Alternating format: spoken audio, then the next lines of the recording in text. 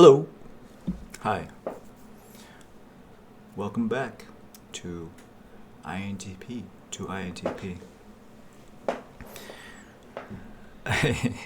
Maybe I'll post some of the outtakes I've been playing with some different intros. Because I had the feeling, I once wrote something a long time ago about how novelty is what you're seeking. Nothing else really. Bloop! You automatically, this intro is more memorable than any of my other intros. The other intros are starting to run together. You're starting to wonder, what does he usually do in his beginnings? But not this one. This one, hey, I'm here. What's my topic today? What's my topic today? How to keep your headphones on your head. Number one. Number two, I have a number of branching topics. I feel like they're all actually the same thing, but I'll try walking down one and see what you think, because I think it's very important. Oh, hold on. Yes, I think it's very important. And see, I say that, I feel like I can feel myself saying that every time, and I can feel you probably filing that away as he's. Those are that's they're little saying, if you watch a YouTuber enough times, you start to see they're gonna say the same thing again and again. I've noticed that in some of these books.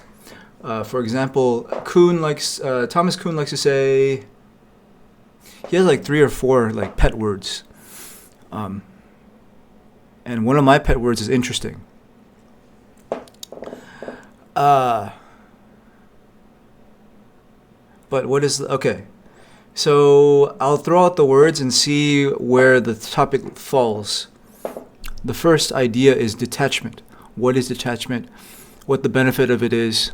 However, as I was exploring detachment, I realized I went through a thought process to think, oh, hold on, maybe detachment is only valuable for certain types. So I'm starting to think that now. Namely, TI dominance.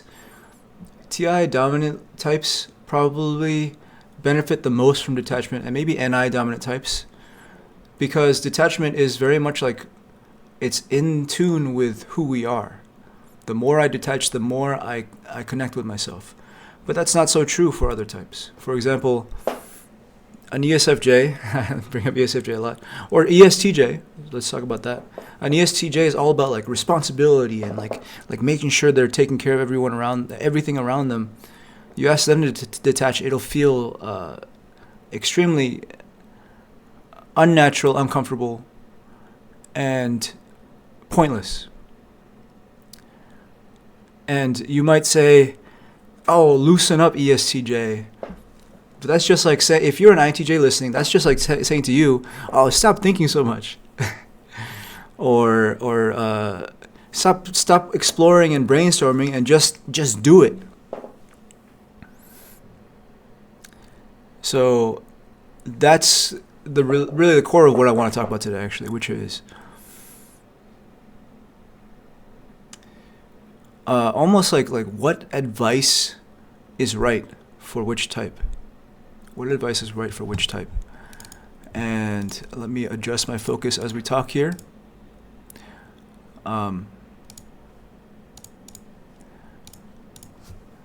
But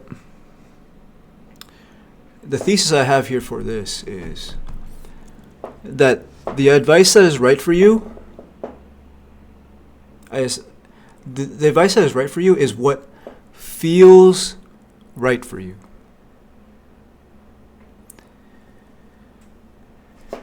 And mechanically, what I think is happening when you do something that feels right for you is you are going into alignment with who you are.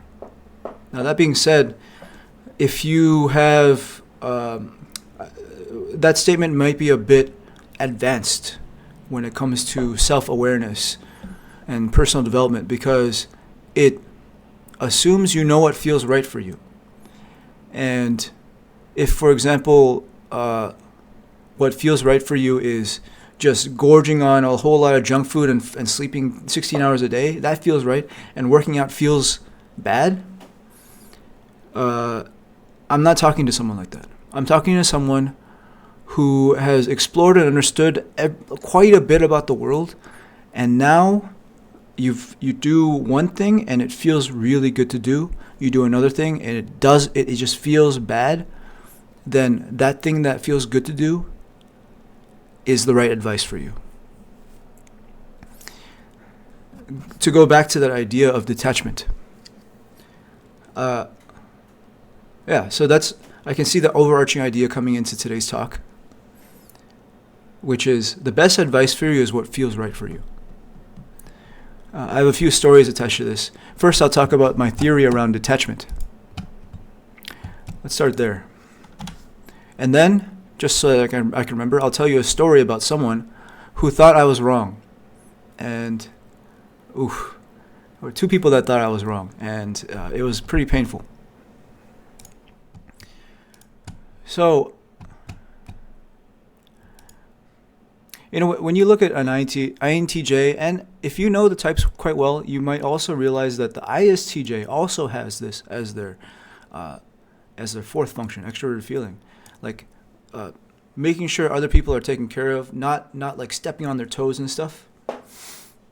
And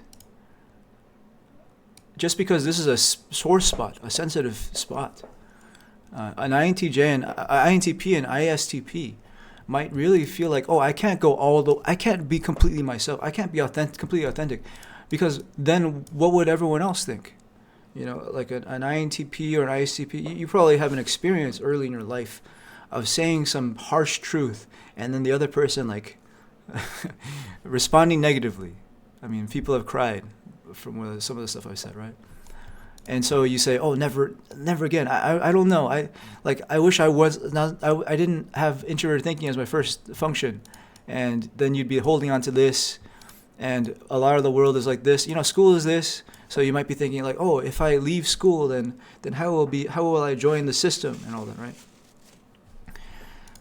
And what they call detachment for an ISTP or an INTP is another way of just saying, be authentic and trust yourself. Stop listening to this. Stop listening to this.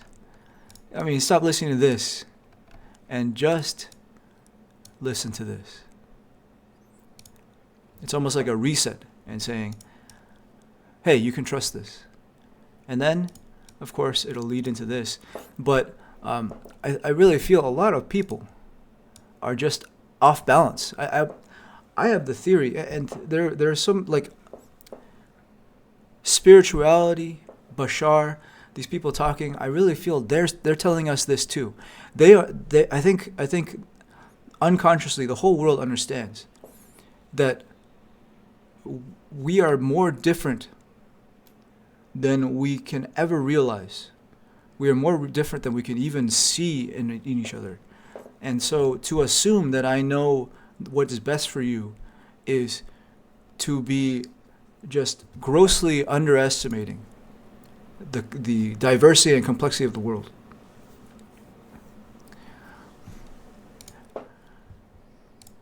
So this is why I think detachment is like it's a beautiful idea for INTPs and ISTPs, and I would assume perhaps INTJs, INFJs, like time with yourself. The introverted sensors, I wonder. I feel like they're already detached almost. But then, what's the other? Introverted feelers, I think they would also benefit greatly from detachment. So ISFPs and INFPs. So, but that being said, right?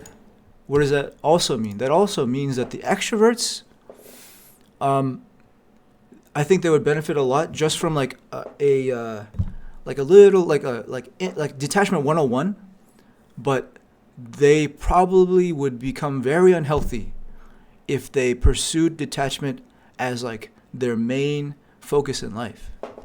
An extrovert extrovert intuitive, they try and detach all the time. That's that's just gonna become something like extrovert feeling, especially. Like if they try to detach, or extrovert thinking, like they would just. I feel this is why when ENTJs retire, they become like they just lose themselves and they get depressed, because the extroverted thinking is who they are. So why? Let me think about who would thrive the most in retirement. I would assume introvert sensors would thrive a lot, because they would be able to like really be themselves. A lot of introverts, probably extrovert. But see, these people actually, if they retired and then they just kept on being themselves, they would be quite healthy. But if they retire and they try and, I don't know, act like an extrovert sensor, and they travel the world and they don't act like themselves, then I think they become very unhealthy.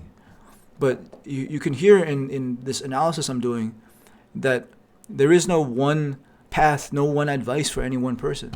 What is healthy for one is very unhealthy for another.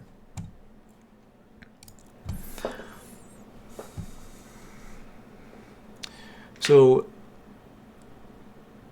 yeah, let's continue. Let's talk along that topic of what the best advice for you is, what feels right for you. And I would caveat that by saying the first step is to really know yourself. And I guess we can talk in another video about how to know yourself. But I guess first I will just put forth the quote that I really like. Tallulah Bankhead. If I were to live my life all over again, I would make the same mistakes, only faster. That's Tallulah Bankhead's quote. And that's my my pithy way of giving you advice about how to know yourself. Now I'll tell you two stories about how I've come to really settle on what I'm telling you today. First of all, I'm gonna prove to you that Tallulah Bankhead actually said that.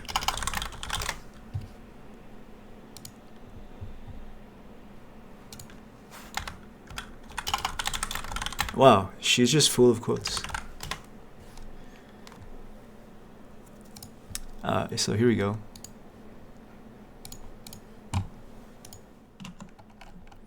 If I had to live my life again, I make the same mistakes, only sooner. And actually, if you look at all of her quotes, I just glanced at a few of them. They're quite wise. They make me wonder what kind of type she was. Probably intuitive. Just a fellow philosopher. But here are two stories about that kind of illustrate my point. They actually both come from my time at a personal development seminar in San Francisco. In one of them, I was sharing my thoughts. In one situation, I was sharing my thoughts, and there was just a really strong, just like yearning inside of me to say this. I was sharing and I was talking, and I said, I really feel that for me, responsibility doesn't mean anything. Responsibility doesn't mean anything. And one person that was listening to me just absolutely could not handle that. And you can tell in her demeanor, I mean, now I know that she was likely an ESTJ. And so to an ESTJ who lives all about responsibility, she hears that and she says, no. You just don't know what responsibility is. Here, let me show you what responsibility is. And then we proceeded to, she proceeded to, drill sergeant style, walk me through how responsibility can really maximize my life. I quietly, as the INTP I am, NEFE, I quietly allowed her to share that with me, and then it just, ultimately all just went over my head. But it was quite uncomfortable, and it was quite interesting to see just she's speaking from her reality, and she, try as she might, I'm not ESTJ.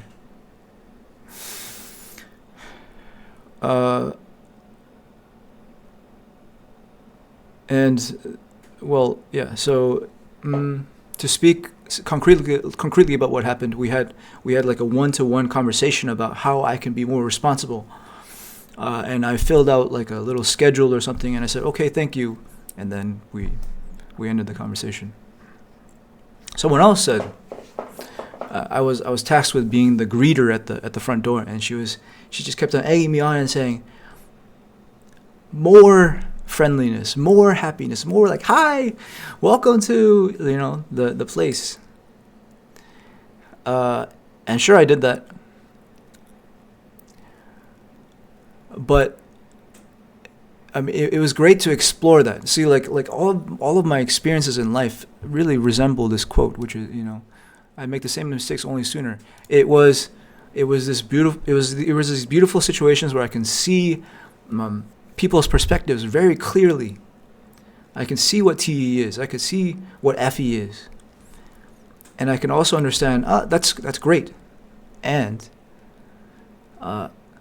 it's not where I would like to stand in life.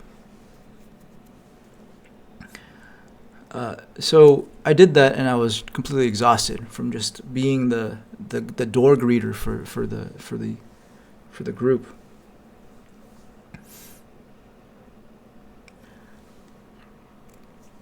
And that was an experience of an understanding that there are FE types out there that like that's their dream job. There are TE types out there where responsibility and making sure things get done, taskmaster, is their dream job. And I'm not either of those.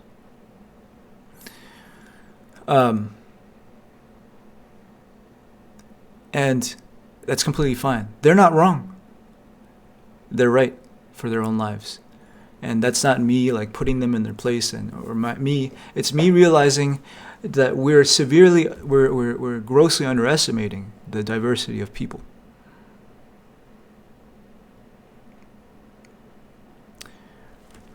Now, what does feel right? What does feel right for me? I'll tell you a little list here. Number 1, theorizing. Theorizing deeply and exploring the theory as deep as I can and speaking it out loud like this.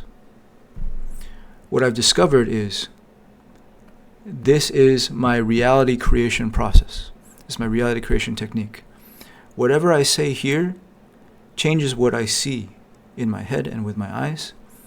And after a day of processing this new theory that I realize, which comes from my unconscious, it changes my entire reality. For an FE type, serving people shapes their reality. For a TE type, taking care of needs shapes their reality. But for me, doing those things feels fake. It feels like it doesn't matter. But the sharing of theories and using them to guide my own life, is my reality. And for other types that might hear this, they might hear what I say and they say, "Why do you talk so much? Why can't you just do it? See, why can't you just do it?" That person is saying, "I don't see the reality you see. I see my reality, and my reality thinks that what you're doing is fake." Once we can see the higher picture that each of us are living in a separate reality that is drastically different, we can let people live in their realities. Number 1, that's what feels good. What feels good is something like this, and it feels worthwhile to do because, in a way, I feel as an INTP, my life is like constant transformation. With each theory, my life changes. As soon as I share something, as I'm sharing this right now, I will see different things. Closely related to this is input. Maybe for many types, input doesn't matter that much. But for an INTP, the intake of a certain kind of input, which is theories, other people's theories, is the fuel for what can shape my life. I just finished reading this yesterday. It's beautiful. And is very applicable. I'm gonna apply it. In a very generalized sense, it talks about how if you point towards something other than what you want, or no, there are things that you want. There are things that you want, but what we end up doing is we say, "Oh, I can't have that thing I want. I can have." What I'm going to do instead is I'm going to make sure I get the things that I need for what I want, and I'll focus on getting those. But those aren't the things that you want, and it causes a distraction. And so the book is all about like saying, oh, forget all that. Forget all those things that you think will get you what you want, and just go for what you want, and just focus on what you want. Which is somewhat related to what I'm saying here today.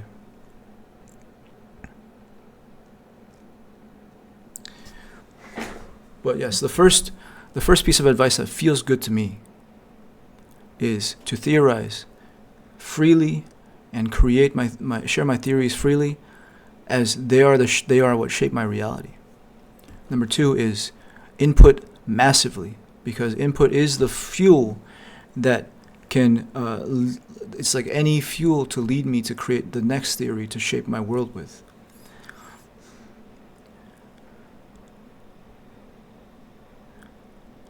And the third thing that points to me is something that I said before, and I'll bring it up again.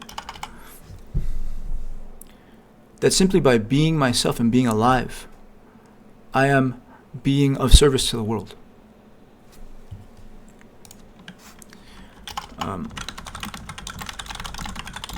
There's the Howard Thurman quote that I love, and I say it again.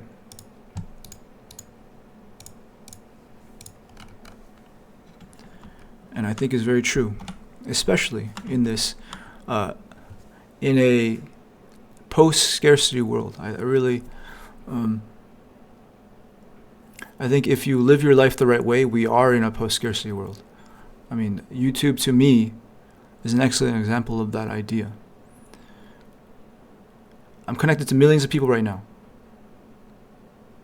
I just need to understand how to connect with them most authentically. Instead of them, I'm going to say you.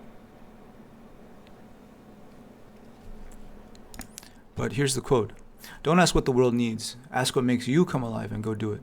Because what the world needs is people who have come alive.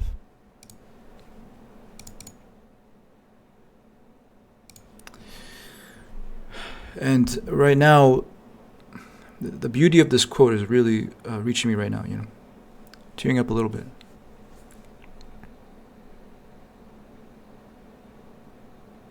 Because I'm realizing it's true. And it ties in with everything else I'm saying here. One person is compelled to write a book. Good. That's what they should do. Another person is compelled to make skateboarding videos. Good, that's what they should do. Another person wants to climb the ranks of a organization. That's what they should do. Do what feels good to you.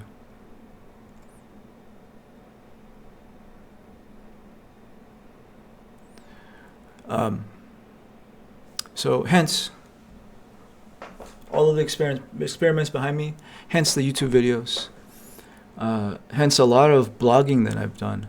And I'm just very inspired. I feel like I'm going down the right path. And so I'd love to continue to share that with you.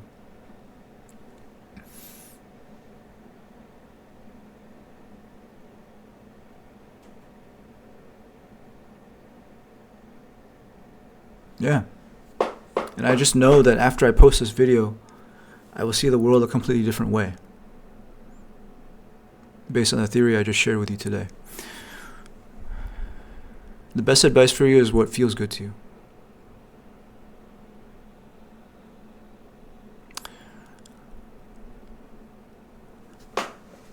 As an aside, a few books came in today, and I'm looking forward to reading them. I read The Magician's Way. The next book I'm going to read is Psycho-Cybernetics. After that, Reality Transurfing right there.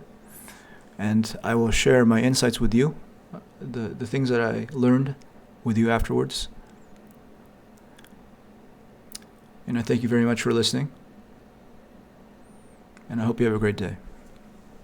Talk to you next time.